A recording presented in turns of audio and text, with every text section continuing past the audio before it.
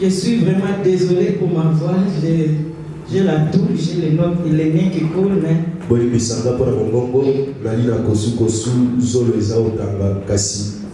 Mais je sais que l'Esprit de Dieu va nous aider à comprendre sa pensée cet après-midi. Nous bénissons le Seigneur pour cette grâce. Nous bénissons aussi l'ange de cette église. Nous bénissons tous les enfants de Dieu, les serviteurs en cellule.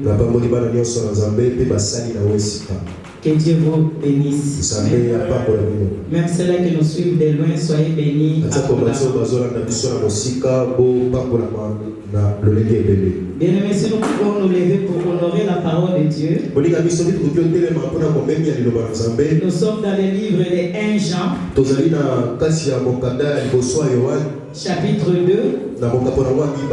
Verset 18. 1 Jean chapitre 2.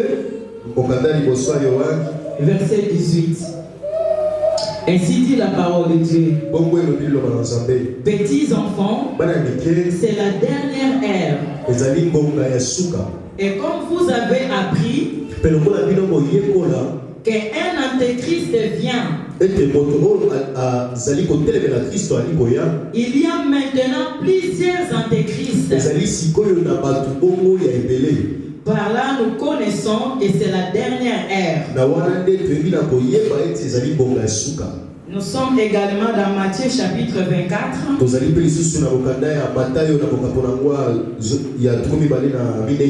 Nous allons lire le verset 44. C'est pourquoi vous aussi, tenez-vous prêts. Car le Fils de l'homme viendra à l'heure où vous n'y penserez pas. Parole de l'Éternel. Prenez place, bien-aimés.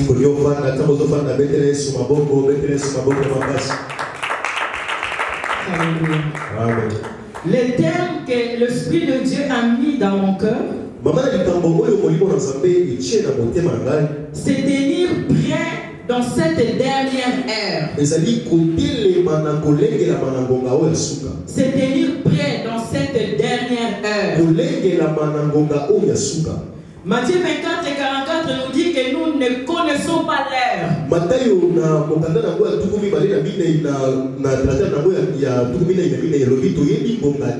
Mais l'apôtre Jean, dans 1 Jean 2,18, il dit que c'est la dernière ère. C'est ici que nous devons nous tenir prêts dans cette dernière ère. Bien aimé, savoir se tenir prêt, c'est prendre une position et garder cette position jusqu'à la fin. Car la Bible déclare, c'est lui qui persévérera jusqu'à la fin, c'est celui-là qui sera sauvé. Donc il s'agit de prendre une position. Tel que nous sommes là, nous avons pris cette position en tant qu'enfants de Dieu. Et nous devons garder cette position jusqu'à l'avènement du Seigneur. Donc c'est prendre un aspect de vigilance. Bien aimé, cette dernière ère, elle est positionnée dans un temps qu'on appelle la grâce. C'est-à-dire que Dieu a laissé le choix à l'homme de saisir la grâce ou de la mépriser.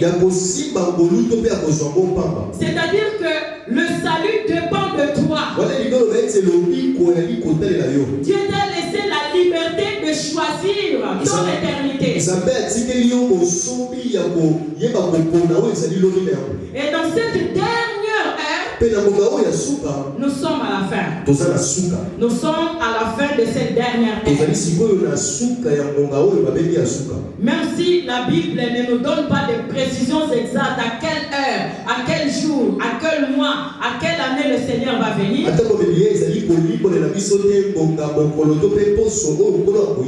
Mais que par les signes, c'est lui qui a le discernement, comprend directement quelle heure est-il. C'est lui qui veut aller dans le royaume des cieux. Il a le discernement pour saisir le signe de temps.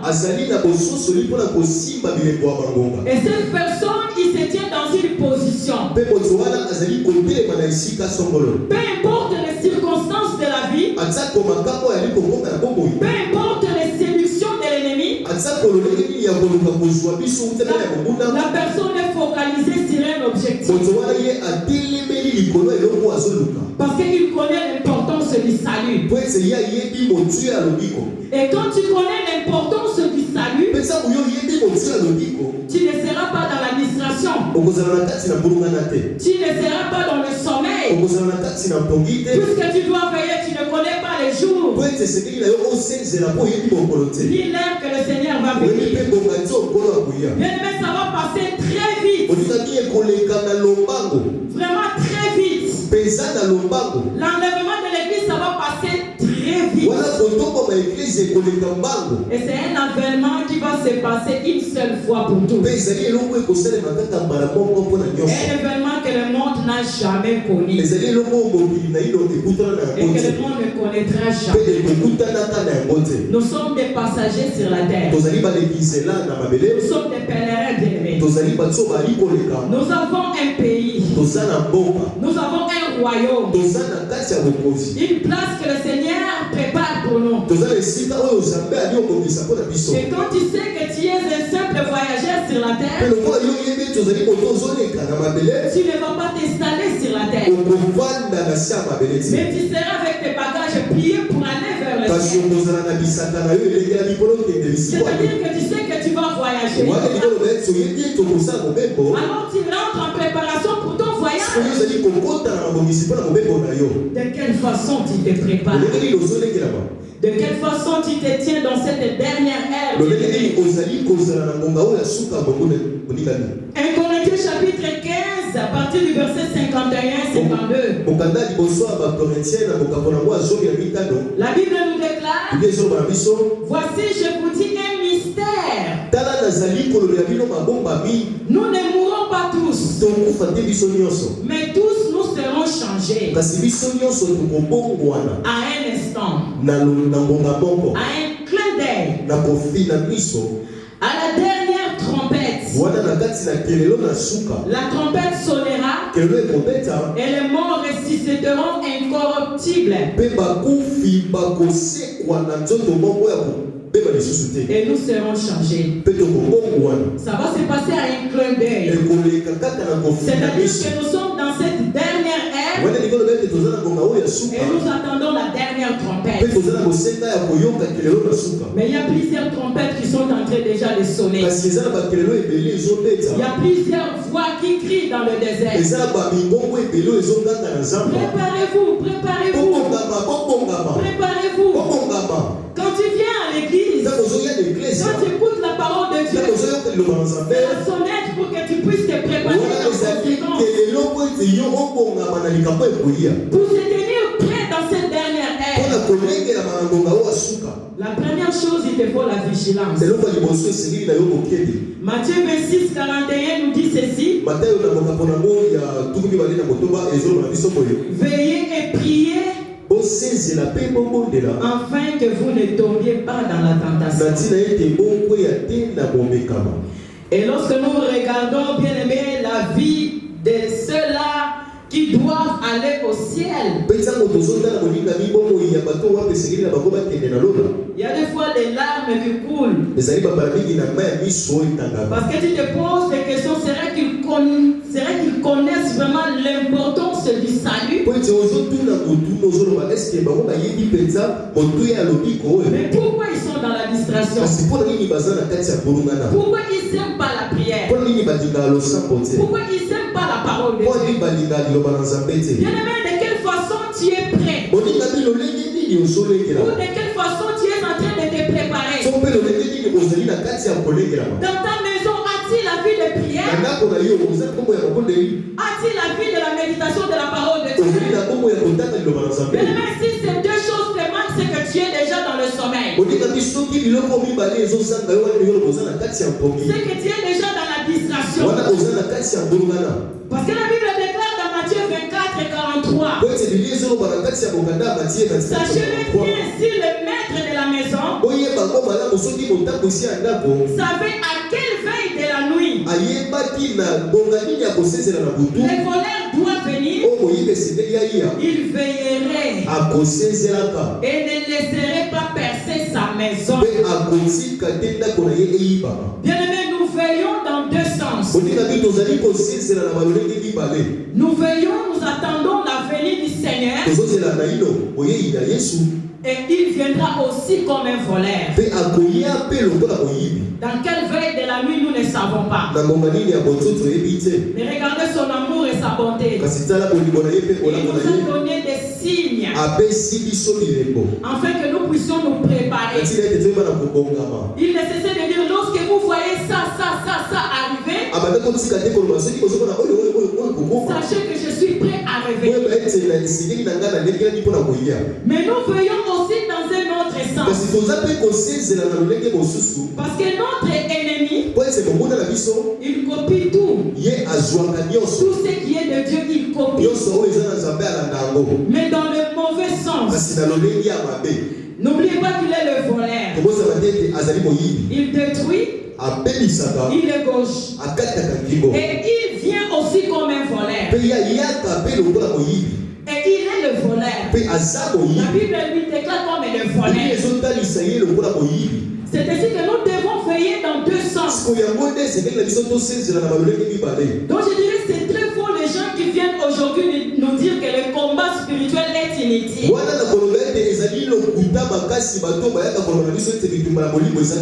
Même si au départ on nous avait enseigné faussement ce combat spirituel,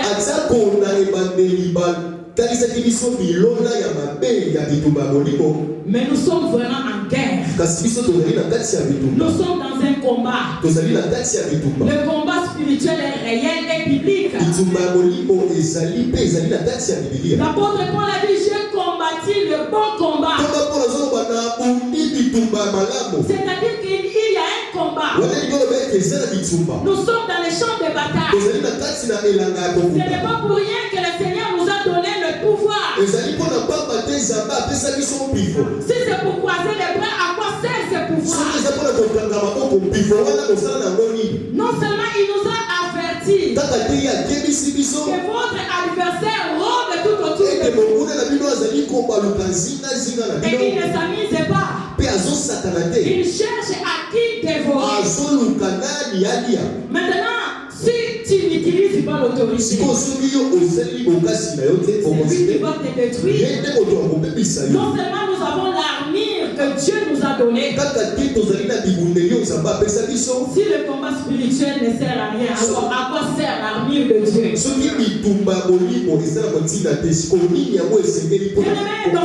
Dans cette dernière ère, il faut que tu sois vraiment vigilant. Il y a beaucoup d'événements qui se passent. Ce n'est pas le temps que tu dois rester vraiment dans la distraction. Mais focalise-toi sur ton salut. Pourquoi? Parce que Romains 13:12 nous dit la nuit est avancée. Le jour approche. Dépouillons-nous donc des œuvres des ténèbres. Et revêtons-nous les armes de la lumière. Cette année 2020, c'est une année que Dieu a décidé de faire autrement. Tellement il y a trop d'infiltration et que le Seigneur doit accomplir sa parole. Et vous les reconnaîtrez par leurs fruits. C'est ainsi qu'il commence à exposer déjà certains fruits. Il n'y a qu'un seul objectif. Pourquoi il fait ça? C'est pour que tu sois prêt. Pour que tu ne sois pas égaré. Bien sûr, le blé est mélangé avec mais c'est dans la même parole aussi que le Seigneur doit exposer les œuvres de l'ivraie. Parce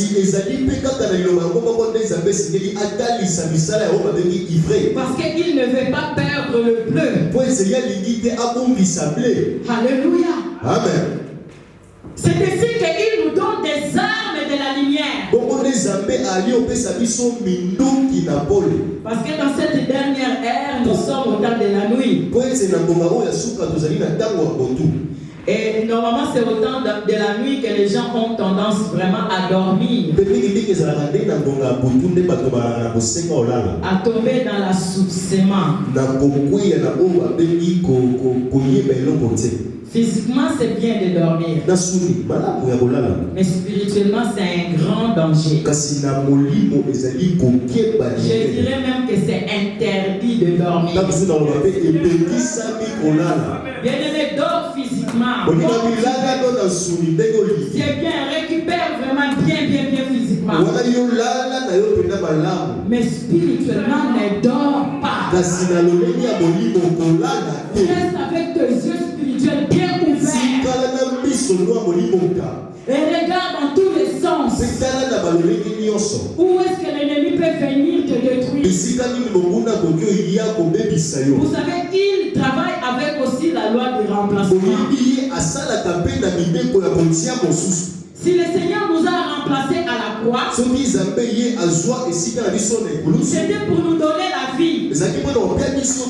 Mais l'ennemi, lorsqu'il vient voler, ne pense pas qu'il va te laisser vide comme ça. Il va mettre en toi ce qui est à lui.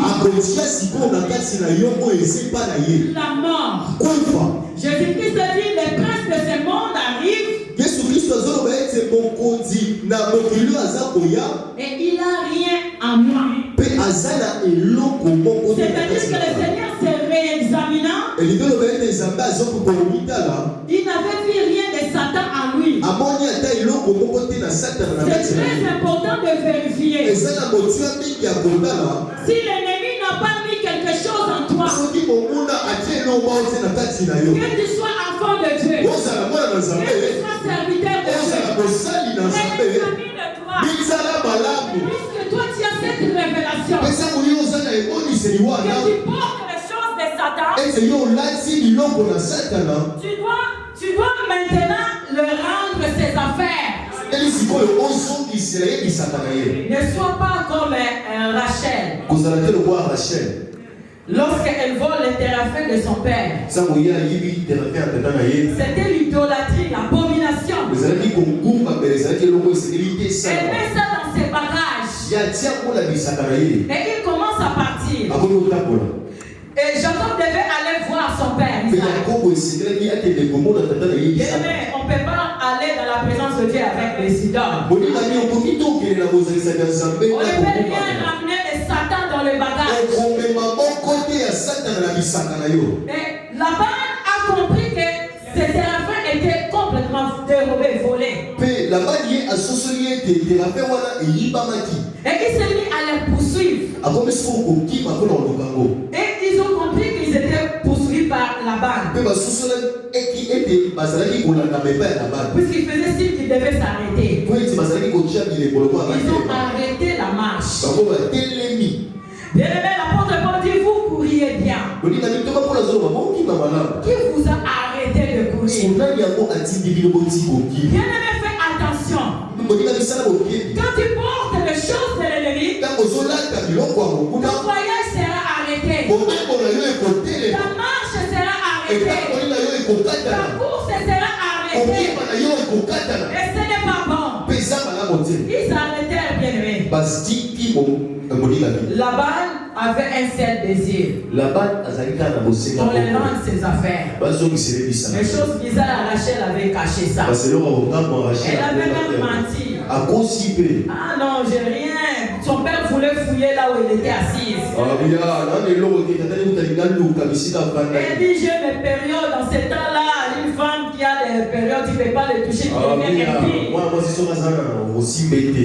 Donc Laban était sorti. Mais Rachel avait caché.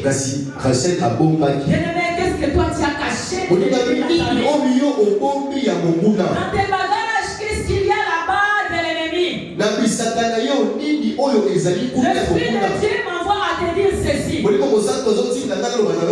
Si tu as des choses en toi que tu gardes, que tu caches, c'est le moment. C'est le moment. Si tu ne le fais pas par toi-même, le Seigneur va le faire par toi. D'ailleurs, on est en train de voir beaucoup de choses. Même les secrets du téléphone privé sont. On ne se moque pas des yeux. Tu veux dire qu'on ne voit pas? Mon frère n'est pas là, ma soeur n'est pas là. Tu peux faire des péchés toi-même. Attention. Attention. L'œil de Dieu voit partout. Et il donne des avertissements. Lorsque vous voyez que Dieu arrive au niveau d'exposer la personne,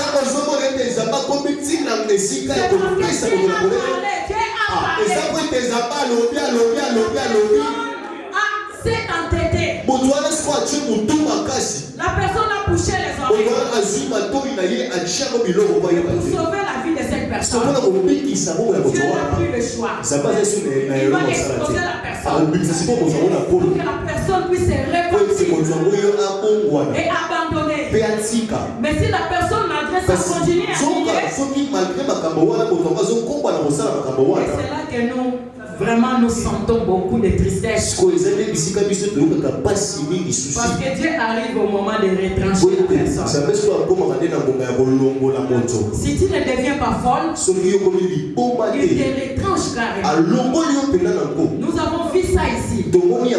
Des gens qui ont menti ici dans la chair sont rentrés ici dans le temple de Dieu. Ici c'est le temple de Dieu. Ne regardez pas les bâtiments. C'est l'ensemble des saints. Là où sont réunis au nom de Dieu. Là où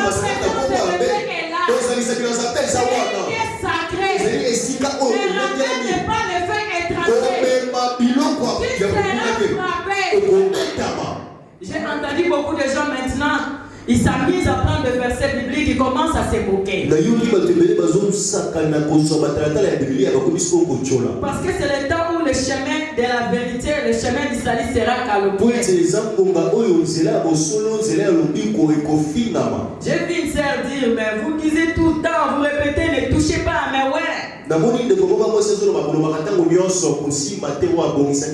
Maintenant nous appliquons aussi notre langage, nous en tant que les chrétiens et les païens. Vous aussi les ouins, ne nous touchez pas. Vous voyez comment les gens maintenant se moquent du ça. Mais je voulais vous dire que ne touchez pas à mes ouins et d'actualité. Ne touchez pas les ouins. Les ouins de l'éternel ne sont pas seulement les ouins de l'éternel ne sont pas seulement ceux qui prêchent. Mais c'est tout enfant de Dieu qui a reçu le Saint-Esprit. Donc même quand tu es là, tu n'as pas le ministère. Mais dis que tu as le Saint-Esprit, tu es un ouin. Donc c'est aussi pour toi. Ce n'est pas mauvais de dire ne touchez pas, mais ouais. Donc en tant qu'enfant de Dieu, tu le dis aussi pour toi. C'est tout moyen de ne pas avoir ce qui est du diable. Nous avons beaucoup de choses à parler, malheureusement nous allons sauter parce que le temps nous presse. Mais dans cette nuit prophétique, on nous donne des armes et de la lumière. C'est l'armure de Dieu de Ephésiens chapitre 6 à partir du verset 13.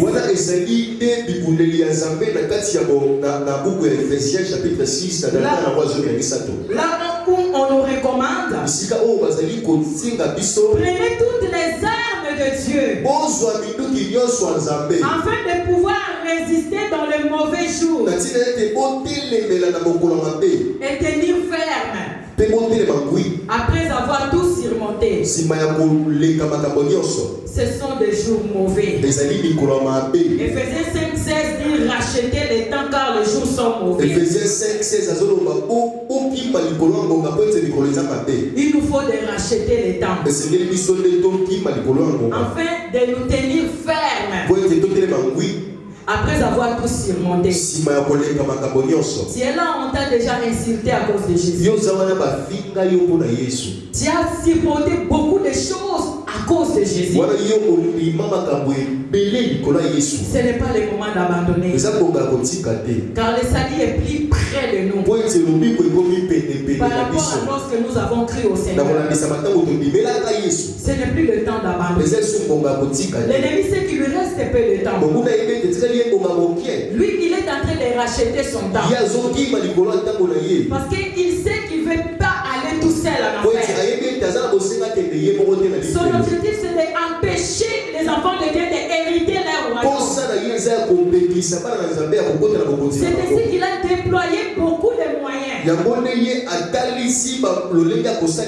est en train de racheter son temps. Mais pourquoi nous, les enfants de Dieu, nous ne pouvons pas aussi racheter le temps? Nous devons aussi racheter le temps. Nous devons porter l'armure. Même les enfants d'Israël, pour qu'ils sortent en Égypte, ils devaient manger la Pâque. La Bible dit qu'ils devaient les manger avec leur épée sur la ceinture. C'est une façon de vigilance. La première arme, bien aimée, la vérité. Ayez à vos reins la vérité pour ceinture. Donc se tenir prêt dans cette dernière ère, il te faut la ceinture. La vérité. Or, lorsque nous rentrons dans les Écritures, les signes de ces temps-ci, c'est le détournement de l'oreille de la vérité. C'est-à-dire que les gens détourneront leur oreille de la vérité. Et lorsque tu te détournes de la vérité, ta foi est complètement détruite. La vérité a aussi l'image de la parole de Dieu. C'est Jésus-Christ. Il doit être tout autour de nos vies, dans nos vies, tout autour de nos vies. Dans Jérémie chapitre 13, les enfants d'Israël s'étaient détournés de Dieu. Ils sont plongés complètement dans le péché. Alors pour que Dieu puisse bien leur enseigner, Dieu dit à Jérémie, achète-toi une ceinture en lin et scelle sur tes reins. Jérémie va acheter la ceinture en lin et il le met sur sa ceinture. Quelque temps après, Dieu lui dit, prends cette ceinture-là. Va les cacher sur le rocher. Jérémie obéit. Après quelques jours, le Seigneur lui va récupérer la ceinture. Et lorsque Jérémie va maintenant prendre la ceinture, la Bible déclare que la ceinture était complètement gâtée. Elle ne servait plus à rien. C'est ainsi que Dieu dit, mon peuple est gâté, elle ne sert plus à rien. Bien-aimé, sans la vérité, s'il n'est plus rien, tu ne pourras pas être sauvé. Parce que si ta foi est détruite, comment est-ce que tu seras sauvé? Parce que la foi vient de ce qu'on attend. Et ce qu'on attend vient de la parole. Mais quand ton oreille est détournée de cette parole, ta foi est complètement morte. C'est ce qu'on appelle la foi de démon. C'est un grand danger, bien-aimé. Tu ne peux pas rester loin de la vérité. Tu ne peux pas rester toute la journée sans méditer la parole de Dieu. C'est un danger.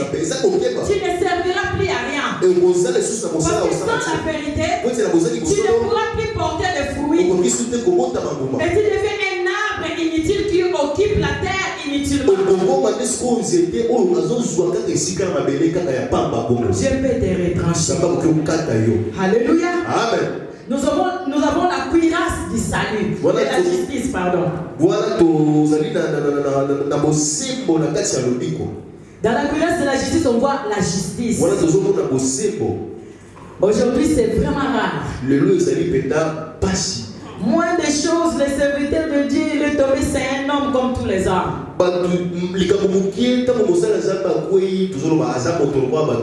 Je ne suis pas d'accord.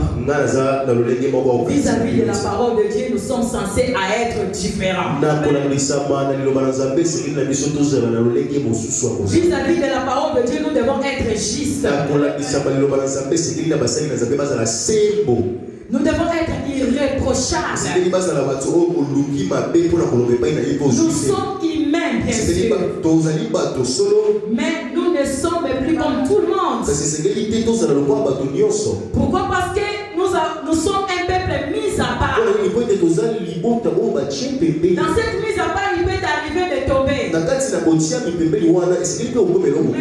cela ne peut pas devenir ta vie.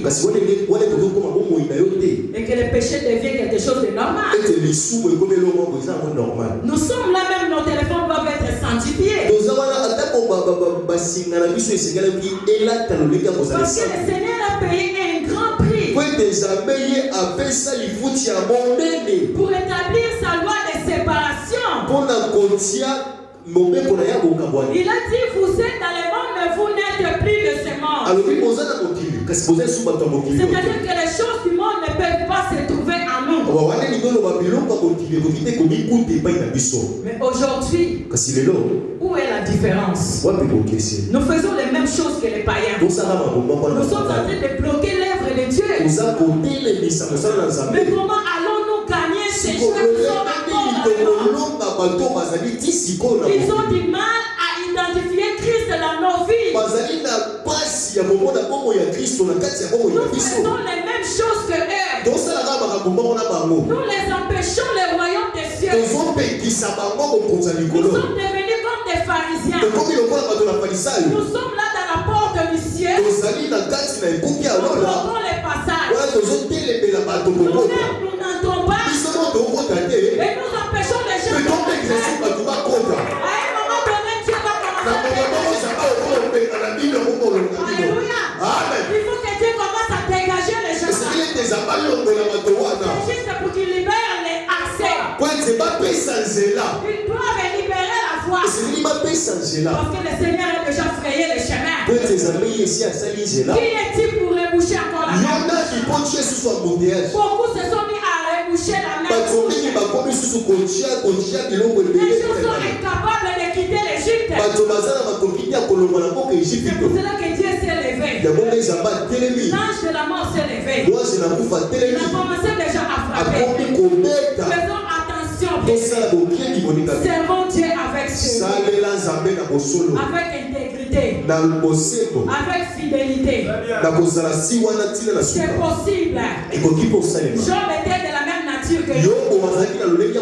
Mais Dieu se portait déjà. Est-ce que dans cette génération, Dieu peut trouver encore des choses? Quand Satan va nous accuser là-bas, je pense que le Seigneur baisse la tête. Il regarde, il ne sait plus quoi dire. Parce que ce que Satan est en train de t'accuser, tu vois que c'est vraiment comme ça. La Bible déclare, les gens peuvent parler mal de toi, mais que le mal là ne se retrouve pas. Voilà la différence. Parler mal de toi, c'est bien. Mais la malédiction, c'est quand on retrouve ce mais Dieu dit à Satan, tu as vu mon serviteur Job? De là, je réponds directement à ceux qui disent que non. Pourquoi vous combattez Satan tous les jours? Là où il y a la présence de Dieu, c'est l'absence de Dieu.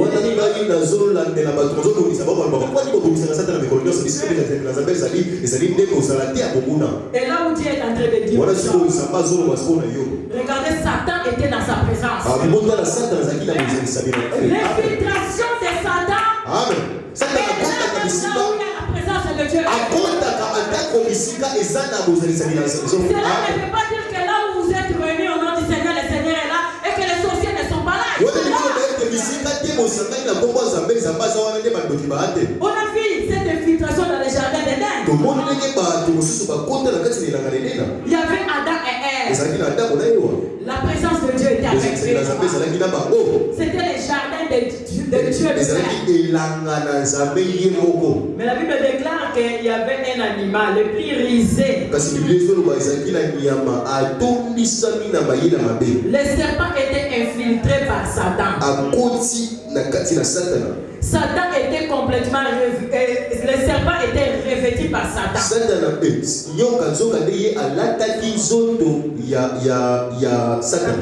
Donc il y a l'infiltration.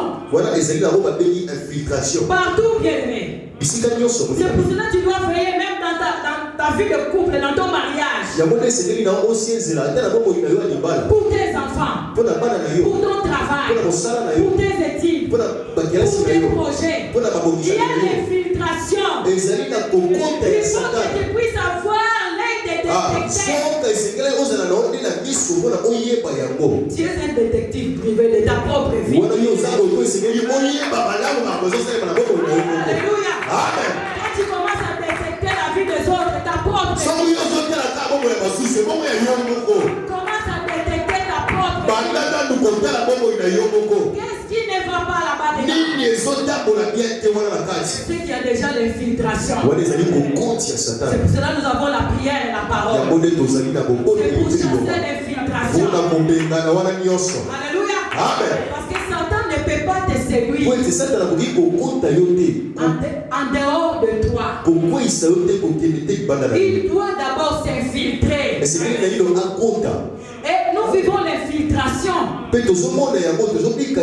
dans l'œuvre de Dieu. La Bible déclare dans Matthieu chapitre 7 verset 15, gardez-vous de faux prophètes prophètes. Ils viennent à vous en vêtements de brebis. Mais au-dedans, ce sont des loups. Vous les reconnaîtrez par leurs fruits. Je l'ai dit encore. Un cadre. Car il s'est glissé parmi vous certains hommes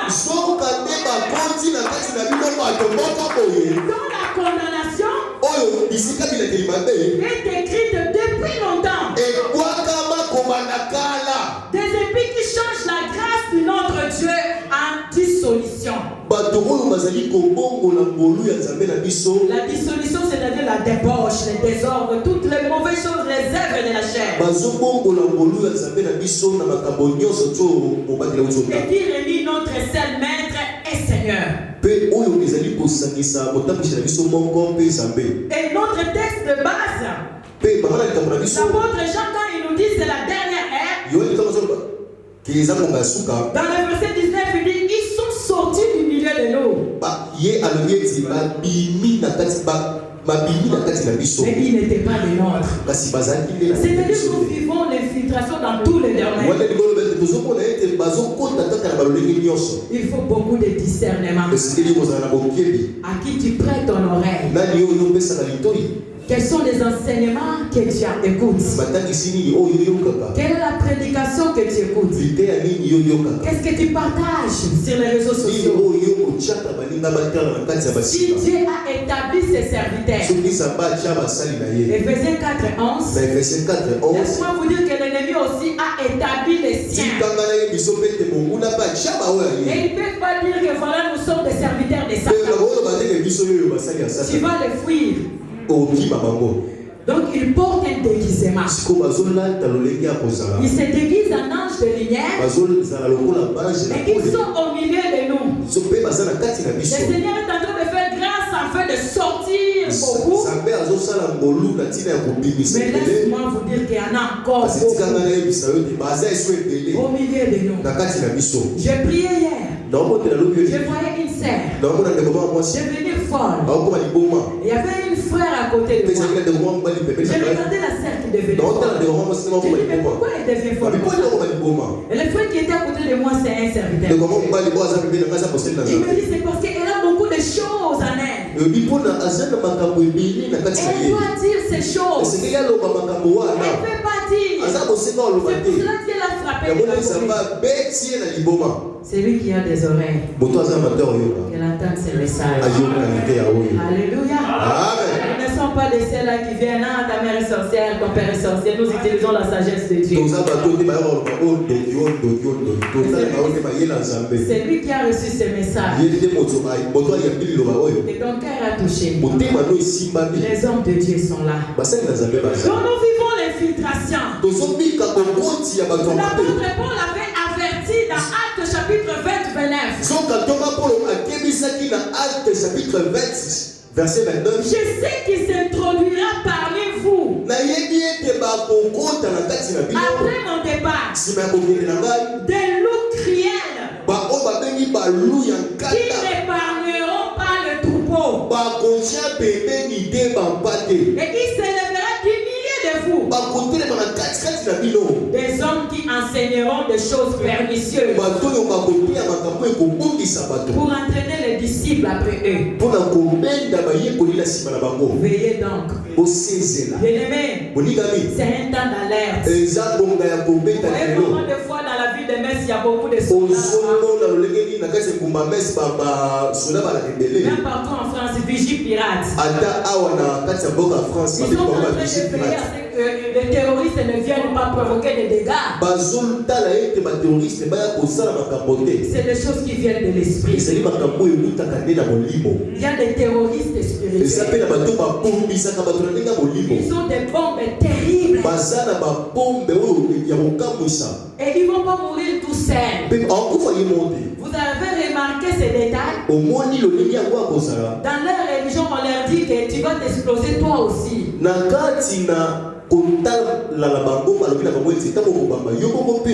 Donc ils sont prêts à mourir, non seulement eux et tous les le reste. Ce sont des choses qui viennent de l'esprit.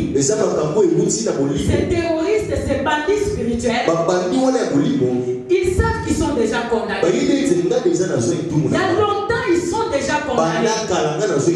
Mais ils veulent ramener des disciples aussi dans cette condamnation. C'est-à-dire que tu dois porter la vérité. Tu dois porter la cuirasse de la justice. Donc, sois comme Job, un homme juste au milieu de cette génération. Tu dois avoir les chaussures, les ailes de propager l'évangile. Des fois nous venons, nous sommes tristes et nous voyons des chaises vides. Bien-aimés, porte les chaussures. Ramène les âmes ici. Évangélisons. Ramenons les âmes. C'est ça l'utilité des chaussures. Ne soyons pas égoïstes. Ne soyons pas comme des terroristes qui se tuent eux-mêmes, ils veulent tuer les gens. Mais nous sommes sauvés pour sauver les autres. Évangélisons la bonne nouvelle. Alléluia. Amen. Nous devons aussi avoir les boucliers de la foi. C'est de là où nous parlerons de l'apostasie. Parce que beaucoup ont perdu déjà ces boucliers de la foi. Luc chapitre 18 au verset 8. Le Seigneur Jésus-Christ se pose la question. Quand le Fils de l'homme reviendra, trouvera-t-il la foi sur la terre? Le Seigneur va venir trouver la foi en toi. C'est la condition pour être sauvé. L'ennemi, il sait qu'est-ce que c'est la foi. Sans la foi, tu ne peux pas être agréable. Je ne parle pas de la foi des démons. Mais je parle de la foi en Christ, la foi qui sauve. Cette foi qui provient de la parole de Dieu. Cette foi qui est accompagnée par les œuvres justes de saints. Cette foi qui est remplie de fruits de l'esprit. C'est un bouclier. Bien-aimés, nous triomphons de ce monde au travers de notre foi. C'est notre foi qui nous permet de triompher du monde. Or, le monde en question, il a un prince. Il a un Dieu. La Bible déclare que le monde entier est sous l'emprise de l'ennemi. Mais nous qui avons la foi en Christ, nous ne sommes plus sous Satan. Mais nous sommes cachés dans Christ. Notre vie est cachée en Christ. Et la foi en Christ nous permet de vaincre toutes les très enflammées de l'ennemi.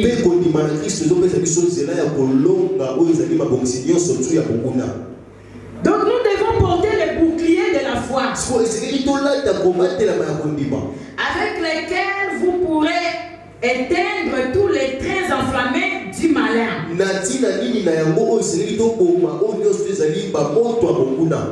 Et malheureusement, nous sommes dans les temps de l'apostasie. Dans cette dernière ère, l'abandon de la foi. On a vu déjà l'apostasie dans le jardin d'Éden. Ne sous-estimez pas l'ennemi. Il y avait deux fidèles devant leur Dieu. Mais il y avait une troisième infiltrée là-bas.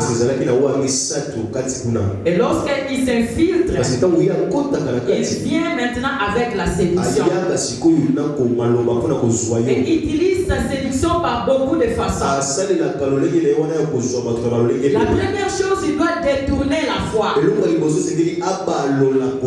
Et il ne peut pas détourner la foi sans premièrement introduire la fausseté.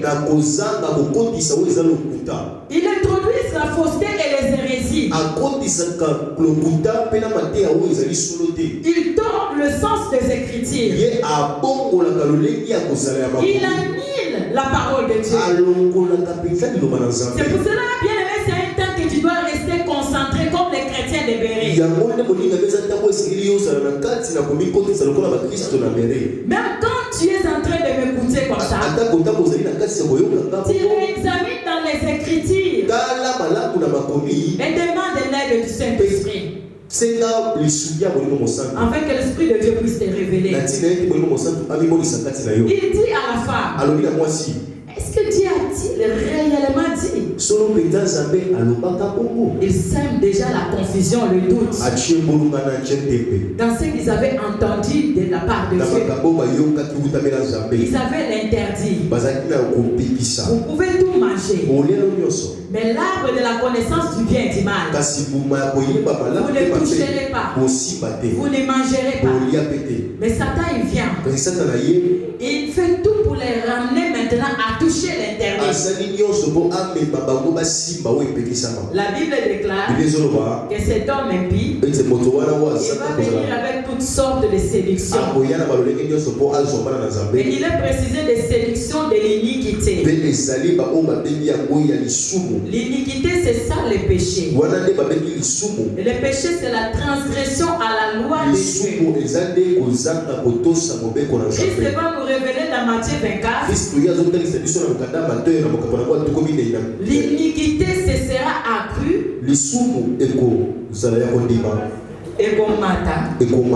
et l'amour de plus grand nombre se refroidira. Donc l'amour envers Dieu et l'amour envers les prochains, ce sont les deux piliers de la grâce. Quand le pharisien pose la question au Seigneur, qu'est-ce que nous devons faire pour hériter le royaume de Dieu? Quel est le plus grand commandement? Quel est le plus grand commandement?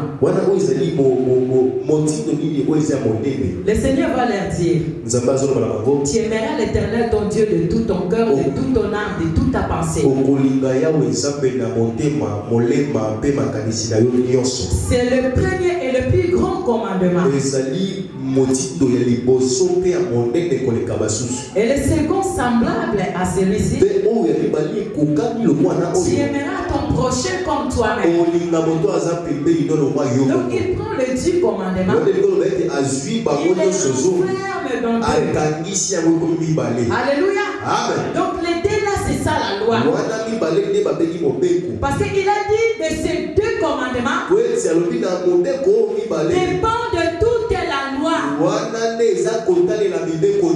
Quand il y a l'amour envers Dieu, l'amour envers les prochains, tu as accompli également la loi. Et qu'est-ce que l'ennemi va faire? Il va te ramener à transgresser cette loi par la séduction. Parce que aimer Dieu, c'est obéir à son commandement. Il va semer la doute dans la femme. Non, au contraire. Vous ne mourrez pas. Vous allez devenir comme lui. Il introduit ce qui est à lui dans la femme. Cette envie de devenir comme Dieu. Ils ont mangé. Ils ont touché l'interdit. Ils ont transgressé à la loi de Dieu. C'était le refroidissement de l'air. C'était la séduction. Parce que quand Dieu demande à la femme, mais pourquoi tu fais cela? Dans Genèse chapitre 3, la femme va dire parce que le serpent m'a séduite et j'ai mangé. Attention, les infiltrés sont trop forts dans la matière de la séduction.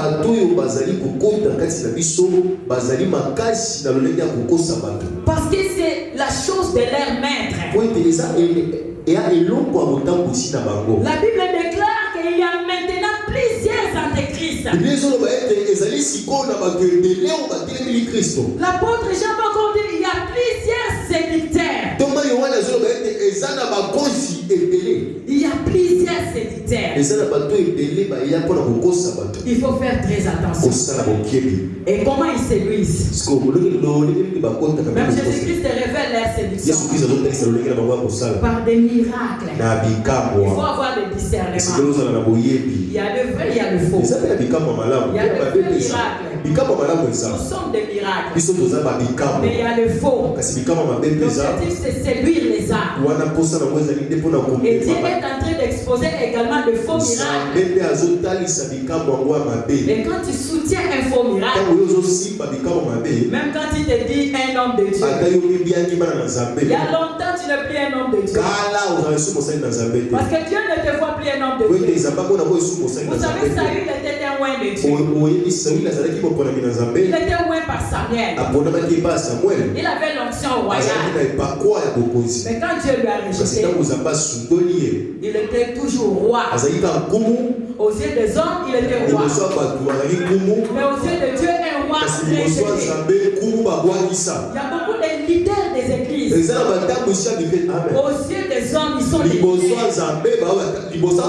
Aux yeux des hommes, ils sont des rois. Mais il y a longtemps. L'option les a déjà quittés. Ils sont déjà rejetés par Dieu.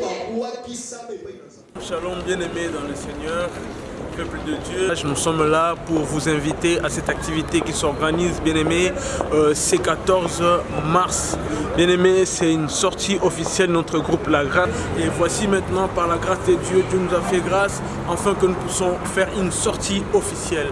Donc sur ce, nous avons organisé un concert qui va se passer samedi 14 mars 2020, bien sûr, à notre église, Bon Pâturage, sur Sainte-C, rue Pierre-Mouzin, 57 050 à Metz. Bien-aimés dans les Seigneurs, nous invitons le 14 mars à partir de 14h à l'église Bon Pâturage. Venez, nous allons tous rester dans la présence de Dieu, nous allons adorer, il y aura plusieurs groupes. Et le groupe La Grâce vous invite dans ces très grands concerts que nous allons passer dans la présence de Dieu. En tout cas, ne manquez pas, venez glorifier le Seigneur avec nous. Notre thème, c'est « Venez et chantons pour les rois des rois ».